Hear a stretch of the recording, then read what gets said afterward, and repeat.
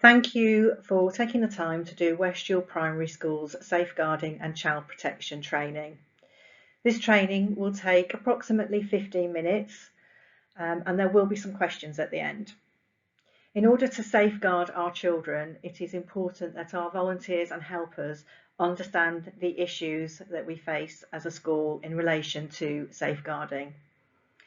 Please feel free to pause or rewind these slides at any time, and we thank you again for taking the time on this.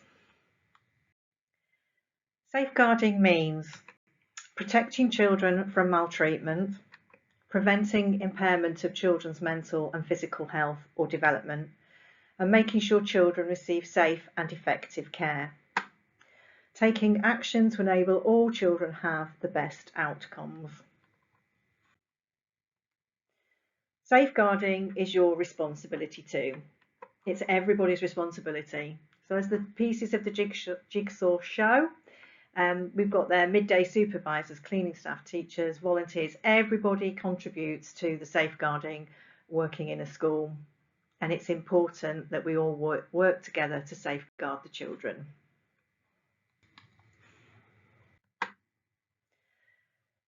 This training is a condensed version of the training that we show to all staff when they join school and at the beginning of each school year.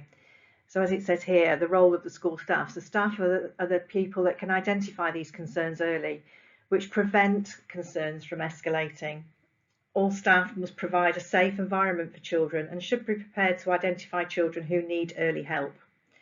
It's vital that any staff member who has a concern should follow the school's safeguarding policy and any referral processes, as well as supporting social workers and other agencies following a referral. All schools must have a designated safeguarding lead, the DSL. Deputy designated safeguarding leads, DDSLs, and other members of the senior leadership team and/or pastoral teams can also offer support with regards to safeguarding children. The DSL provides support to staff and liaises with other services regarding the children. A DSL also has a more complete picture and can therefore respond more appropriately to safeguarding concerns. So who are our safeguarding leads? This poster is very visible around the school and details all of our safeguarding leads. Mrs. Bennett is the lead DSL and has the complete picture of everything that goes on with regards to the school's safeguarding needs. Supporting her is Miss Geary, myself, Mrs. Sabiti, Mrs. Bacciarelli, Mrs. Makepeace, Mrs. Dyer and Miss Watt. And the lady in the bottom right hand corner, Gail Jenkins, is our Trust Safeguarding Lead. Whilst helping volunteering in school or on a school trip, if there's anything that gives you cause for concern with regards to any of our children, then please feel free to speak to any of these safeguarding leads whilst here volunteering. We're now going to look at the four main categories of child abuse. As I've said, there are four main types of child abuse, and the following signs are not exhaustive. Remember that a child may be experiencing more than one type of abuse. Child abuse can be physical, sexual, emotional, or neglect. It's important to remember, though, that children often get bumps and bruises during their everyday play at school or social interaction, but it doesn't mean that they are being abused. All injuries need to be considered in the light of the age of the child, their stage of development, their social background, and where the injuries are on their bodies, and any explanation given. The next few slides are going to go into more detail about each of these four areas of abuse. When delivering this training in school, we are mindful that we're not aware of individuals' own experiences. So please take the next few slides at your own pace and stop and approach them as and how you need to.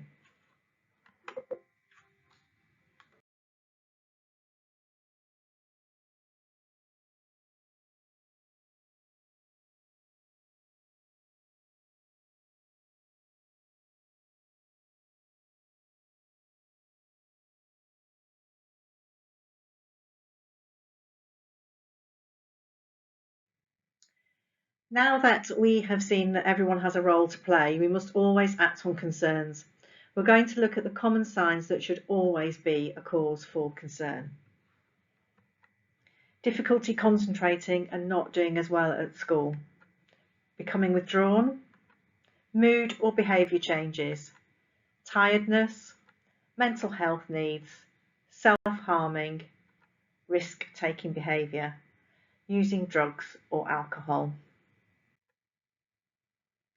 So just to recap what we've looked at already, these are the key points about how safeguarding is at the heart of what we do in school. Safeguarding means making sure children grow up safe, happy and healthy.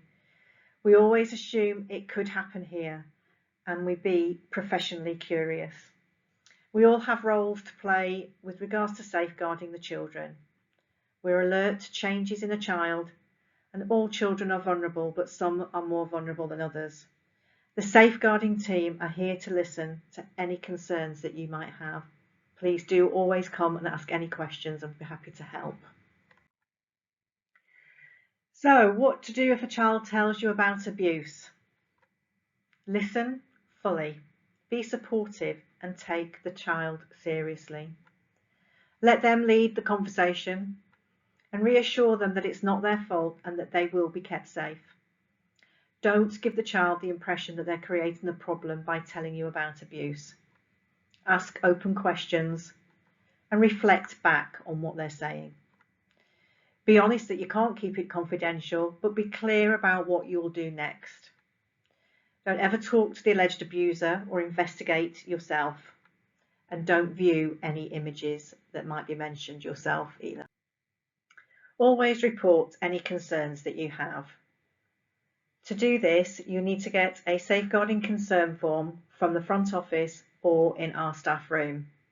Once you have completed this form, please give it to the DSL, Mrs. Bennett, or any of the DDSLs that you saw on the slide previously.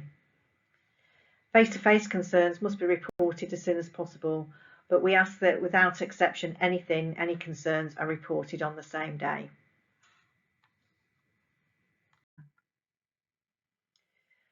So if something is disclosed to you, how do we go about writing a robust safeguarding report? You need to think about who, what, where and when. Include as much detail as possible, including the child's own words. Stick to the facts and make the report as soon as possible. Sharing concerns about any other members of staff. If you have concerns about a member of staff or volunteer, speak to the head teacher, Mrs. Bennett. If your concern was about the head teacher, you speak to the Chair of Governors, Dan Sims, and his email address is here on the slide. If there's a conflict of interest in reporting to the head teacher, then you can report directly to the local authority designated safeguarding officer, and again their information is below. We hope that no one ever has to do this, but it's remembering, think the unthinkable, things do happen and may happen here. Act on nagging doubts too. So when things happen, sometimes we question whether we've heard correctly and whether we actually need to report things.